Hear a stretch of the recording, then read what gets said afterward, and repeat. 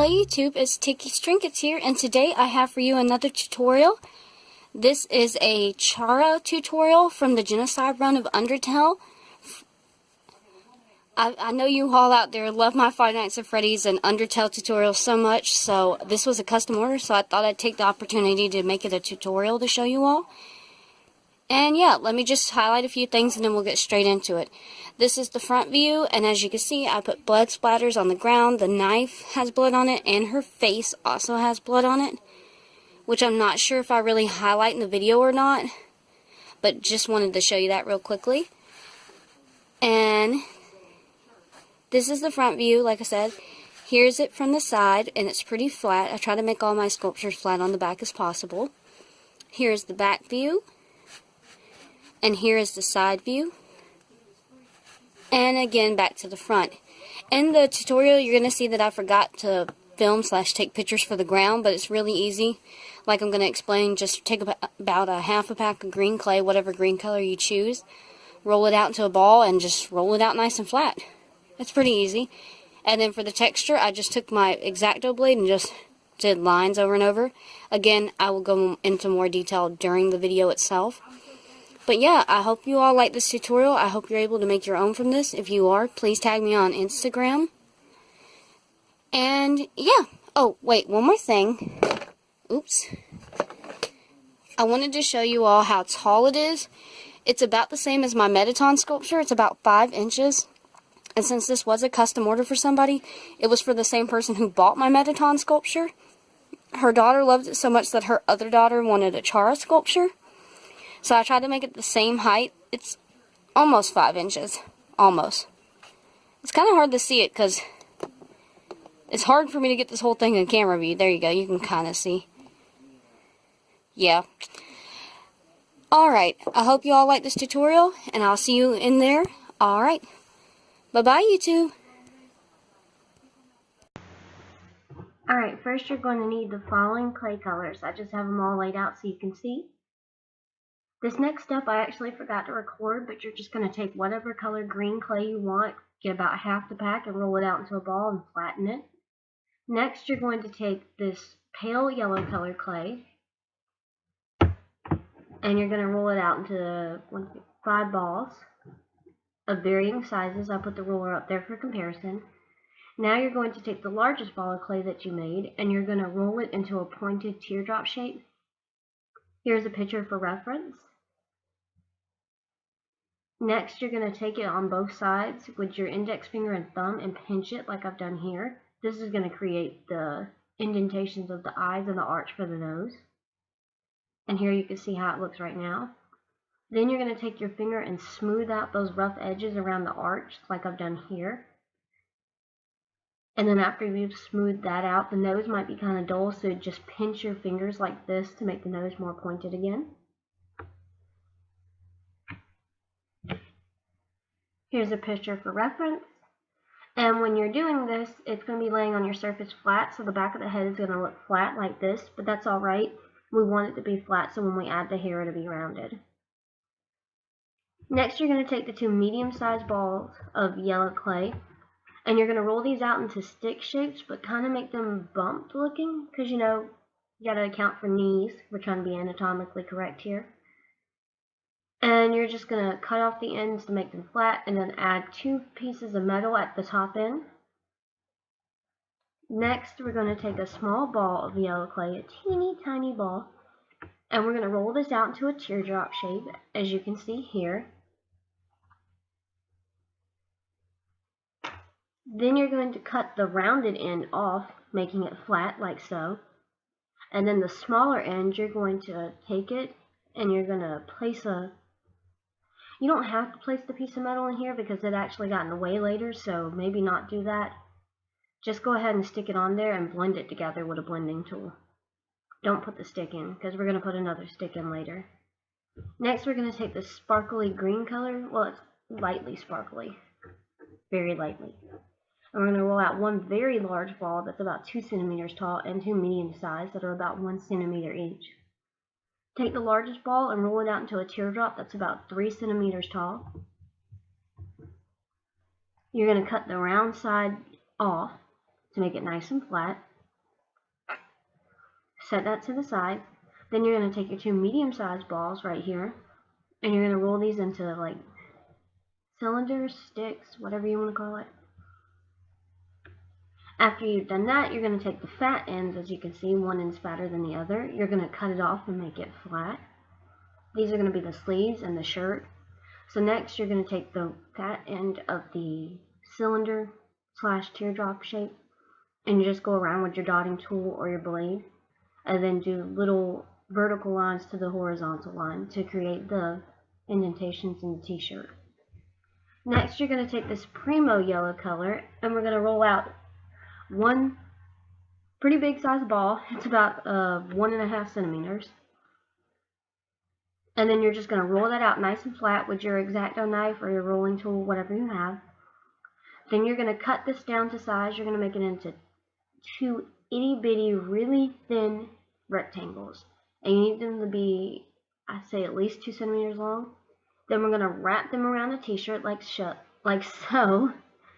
Then we're going to cut off that excess like I've done here. And the next step, you're just going to blend those pieces where you see the creases together. As you can see here, I blended it all together.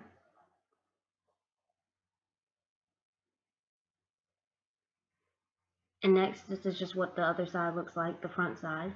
The other side was the back side. Now we're going to take our brown clay and we're going to roll out several balls of clay. One large, several medium, and several small. I know that's a lot of different balls. But just keep up with me. Pause the video if you need to. We're going to take the largest ball and we're just going to take it on our surface and press it down with our hands.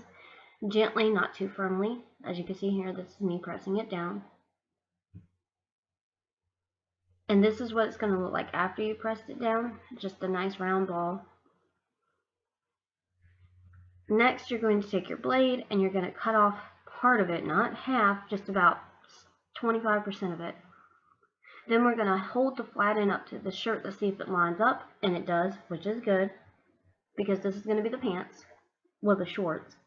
Then you're going to cut the round end off to make it like into, I don't know what to call it, the crotch part of the pants. And then the part that you cut off, make sure you smooth it out with your fingers like I've done here. Sorry for the lighting of this photo. Then we're going to take more metal rods, or more metal sticks, whatever you want to call them, and we're going to stick them up in the torso. That way we can attach the base. And that's what I've done here. You can use glue to make it more secure. Next, we're going to take 2 more small balls of clay, and we're going to roll these out into teardrop shapes, small teardrop shapes like I've done here.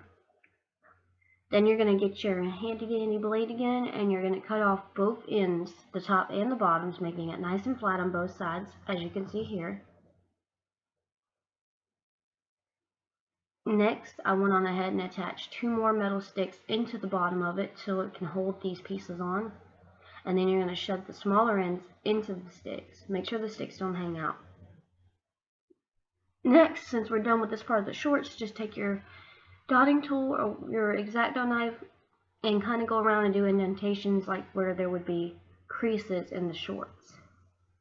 And this is the back side. I just did creases on the back as well, and pockets. Then I went on ahead and did that. I went on ahead and stuck the legs up inside the hole. You can use metal sticks again if you want to. Now we're going to take 2 more small balls of clay. Roll these out into teardrop shapes, but kind of make them fatter at one end and kind of more slightly angled. Then you're going to make them more pointed by rolling them between your fingers where the round ends are. And once you get a shape like this, you're just going to take your blade. I prefer a longer one for this to make sure it's straight, and cut off the tops and bottoms.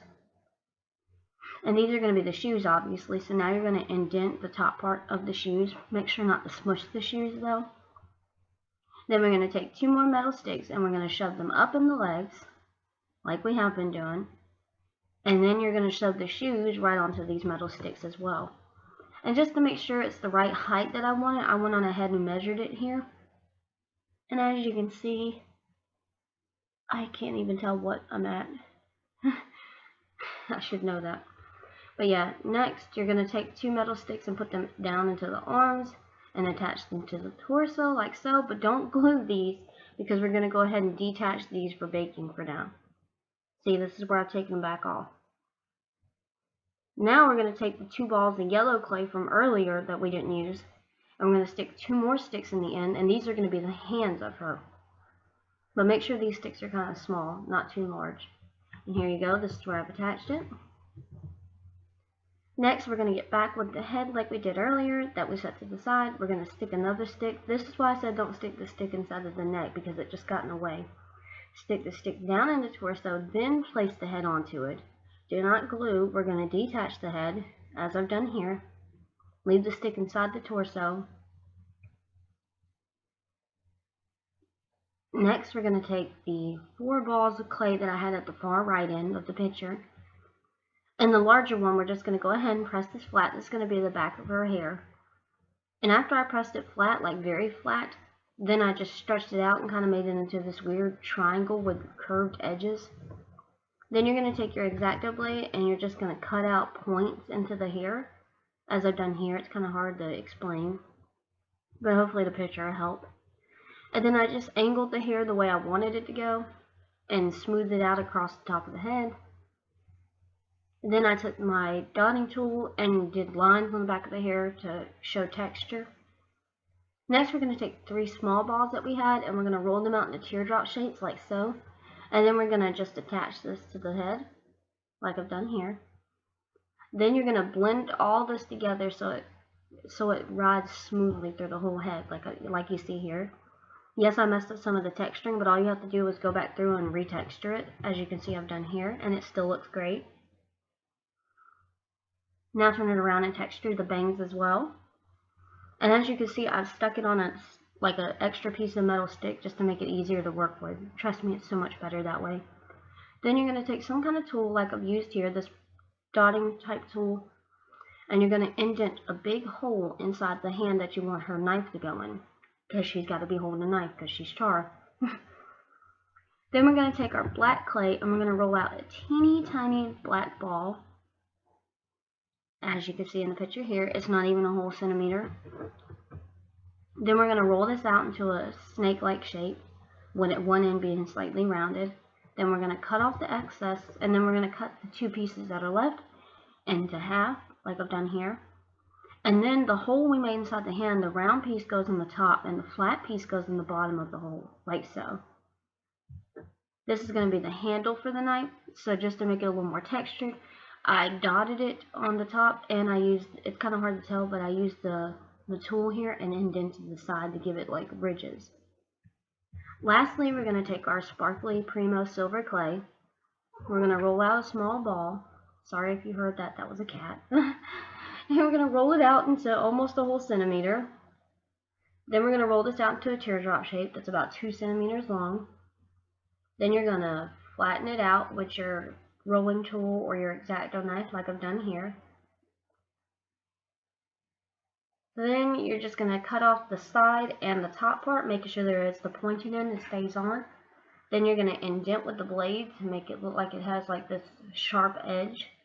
And then stick a metal wire up inside of the handle so you can connect it. Then you just went on ahead and connect it. Make sure you blend the handle to the blade so it'll stay better connected as well. Finally, you're going to take the alcohol and your cotton swabs and clean it as always, because you want to make sure it's as clean as it possibly can be. Then you're going to bake it. As you see, I left the head on the little metal stick and baked it inside of some scrap clay that I had.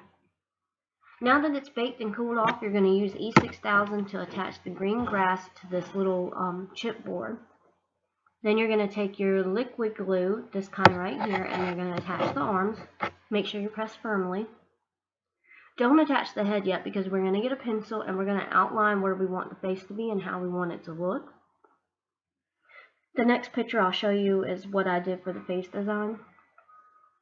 I used the picture for reference. After you've done the outline, then you're going to take paint and you're going to paint over the outline to make the face that you want. Since this is Chara and she's, you know, the genocide run, kind of evil, I gave her the red eyes. But that cute little smile that she adorns so much. Now you're going to take the glue and you're going to just put a little dab of it on the stick and then slide the head down into the body. Press firmly like I'm doing here in this picture. And then you're going to paint the blade and the grass as well like I've done here. And then I actually painted a little extra blood on the side of her face because why not? She's bloody, she's evil. And you're done. Oh, and don't forget you can finish it with a coat, like a clear coat like I've done here. And this is the back side, and I just showed you the front side. Alright, thank you all for watching. Bye-bye.